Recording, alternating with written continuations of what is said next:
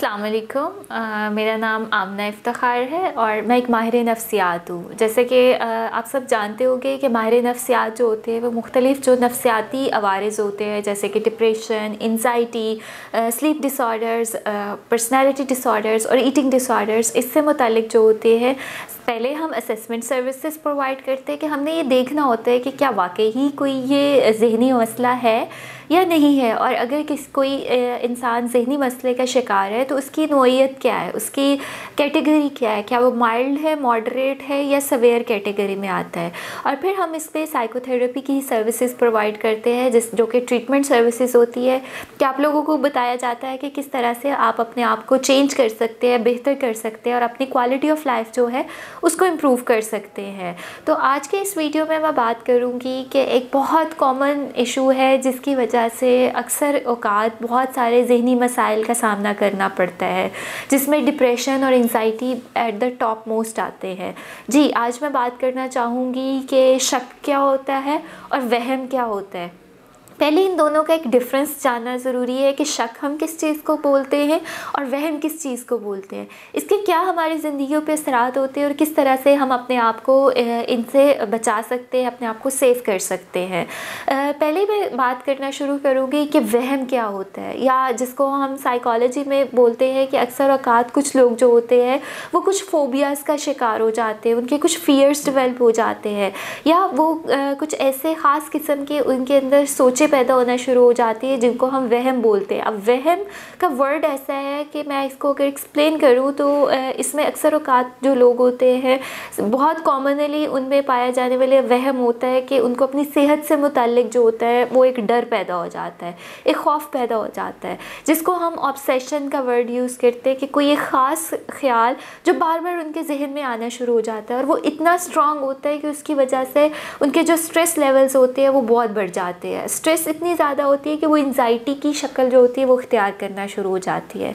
Obsessions या वहम मुख्तलिफ़ किस्म के होते हैं। एक तो बीमारी से मुताल्लिक हो सकता है, कुछ लोगों को अपने फ्यूचर से मुताल्लिक बहुत ज़्यादा ऑब्सेशंस होते हैं, कुछ लोगों को दूसरे लोगों से मुताल्लिक, जैसे उनके जो पेरेंट्स हैं या उनके जो बहन भाई है, या आप पेरेंट है तो आपके बच्चों के मुताल्लिक आपको डर बैठ जाता है कि खुदा न खास्ता किसी को कुछ हो ना जाए।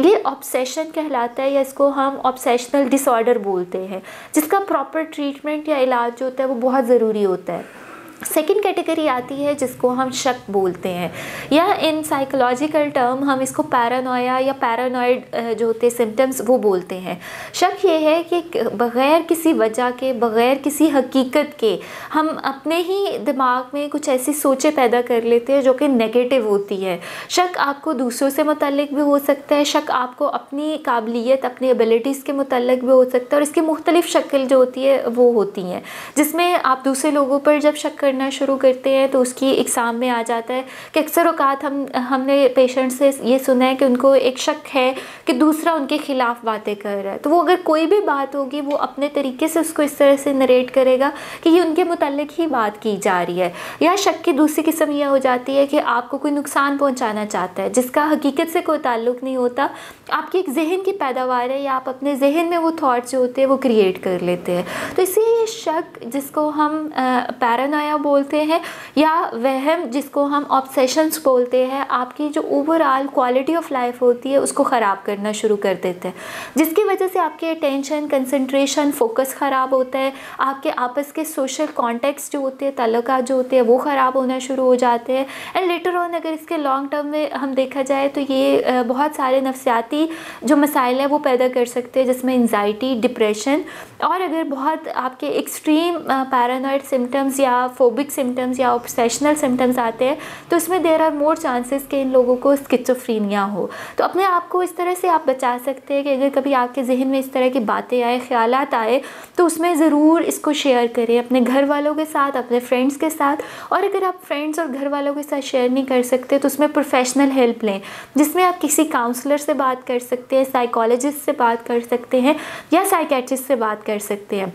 ताकि आपके मसले को समझा जाए, उसको प्रॉपर वे में डायग्नोज किया जाए और उसकी ट्रीटमेंट सर्विसेज आपको दी जाए। सो होपफुली इस वीडियो से आपको काफ़ी इन्फॉर्मेशन मिली होगी खुद को समझने के लिए और दूसरों को समझने के लिए। Thank you so much for watching this video.